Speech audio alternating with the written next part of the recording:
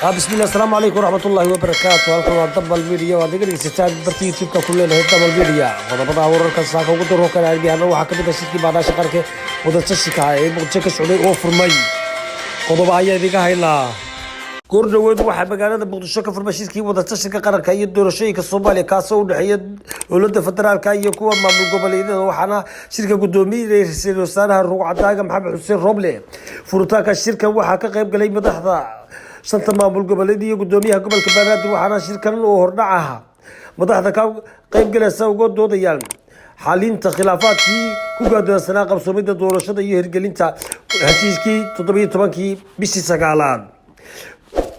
ra'iisul wasaaraha Ruucadaaga Maxamed Xuseen Roble oo shirkan ilaamiyay horaantii bishii kadib markii madaxweynaha dalka Soomaaliya Mudane Maxamed Cabdullaahi Farmaajo uu ku wareejiyay mas'uuliyadda hanaanka doorashooyinka iyo amniga dalka ayaa sheegay inay ka go'an tahay fududeynta wax kasta oo horseedi kara in shirku uu guuleysto.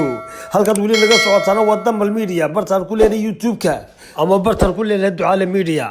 waxa magaalada Muqdisho wada gaaray dhammaan maamul goboleedyada Soomaaliya waxaana ka furmay shirkii wadashashika ee ku saabsanaa arrimaha doorashada Soomaaliya oo 3 bilood ee u dambeeyay khilaaf xoogan u dhex taagnaa madaxweynaha Soomaaliya iyo maamul goboleedyada qaarkood.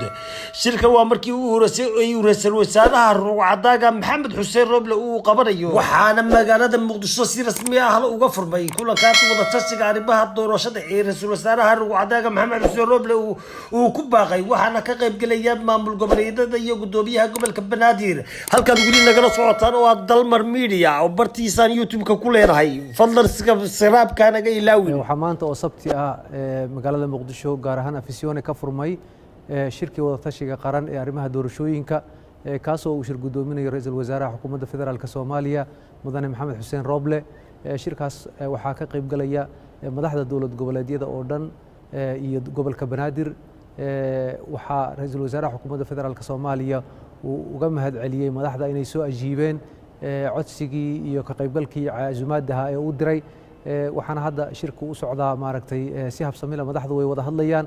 insha Allah haddii abaydmana wax alla wixii ku saabsan shirkaas ee ka soo kordha marka ay soo baxaan boo idin la wadaagi doonaa. ilaa laakiin hadda intaan idiin sheegi karno waa inuu shirkaasi si rasmi ah u furmay madaxdu ay si saraaxad leh u doodayso. waxaana dabcan laga wada hadlayaa arrimaha doorashooyinka. waxaan markan Soomaalida oo dhan maaragtay ay ka rajaynaysaa annaguna aan rajaynaynaa in shirkaas uu ku dhamaado mid natiijo wanaagsan dadka Soomaaliyeedna ay ka maqlaan wax wanaagsan.